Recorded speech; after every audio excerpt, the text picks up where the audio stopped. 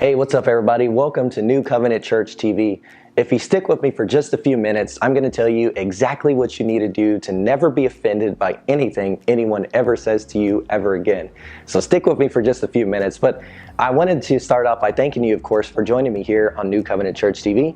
And I also wanted to apologize because, as you can probably obviously tell, my voice is a little hoarse. I'm coming over a little sickness, so if I sound a little funny, I apologize. But we're here, and I did have something that I wanted to share with you guys this week. And the scripture that came into my mind was the one where Jesus said, "Blessed are those who aren't offended by me."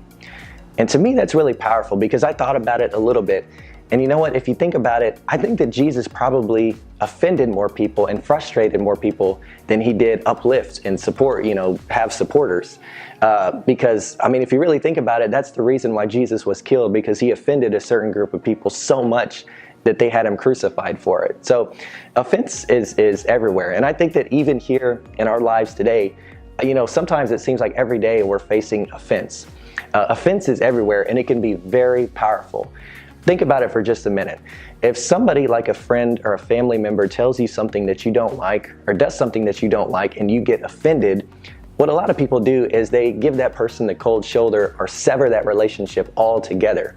That's how powerful offense can be in our lives. Or, I've been a working man for a long time now, and think about it in the workplace. If your boss or a coworker says something that offends you, what a lot of people do is it affects their whole work ethic. It affects their whole attitude. They're going to come to work with an attitude. The work ethic is going to be changed, and so. Just because they're offended by something that was said or done, it changes and it shifts their whole day at work.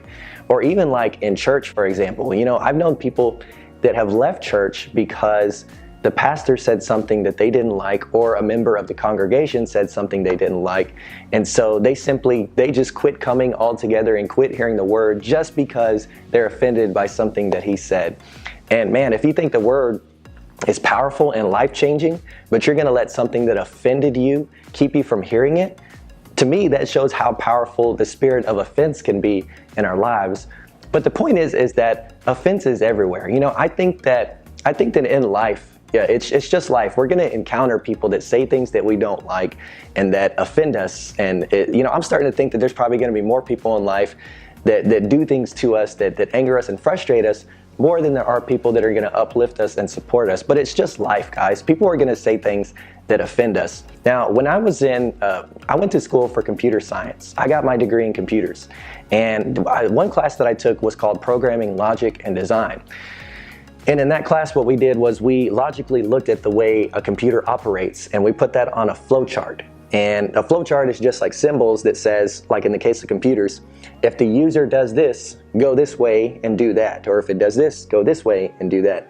And there's literally thousands of branches off, just to see how the computer operates. And we put everything basically on that visual representation of a flow chart to see how it operates.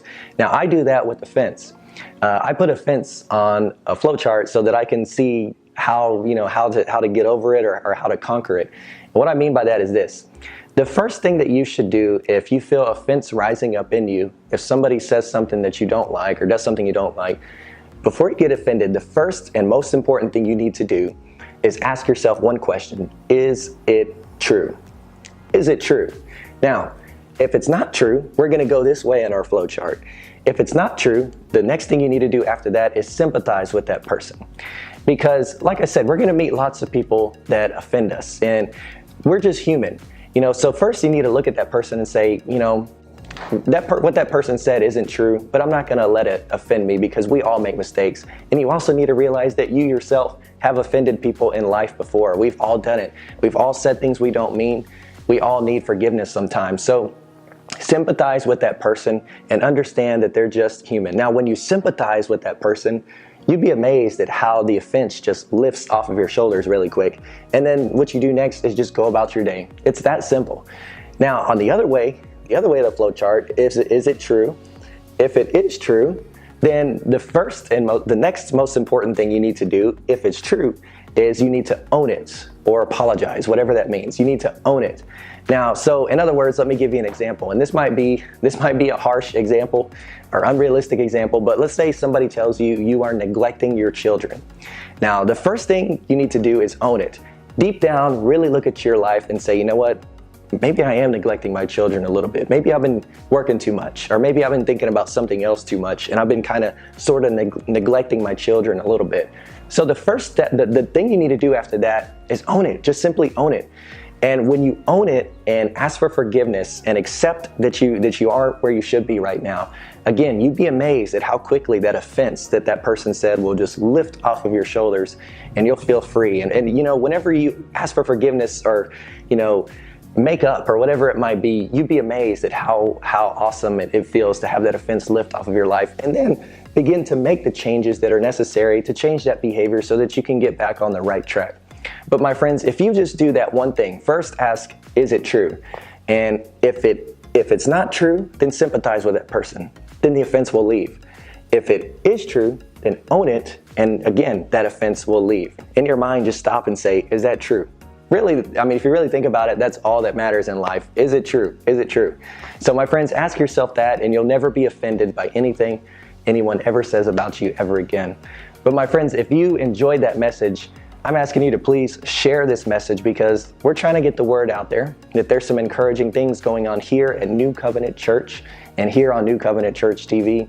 And I hope you guys have a blessed week, and I'm going to see you right here next week on New Covenant Church TV.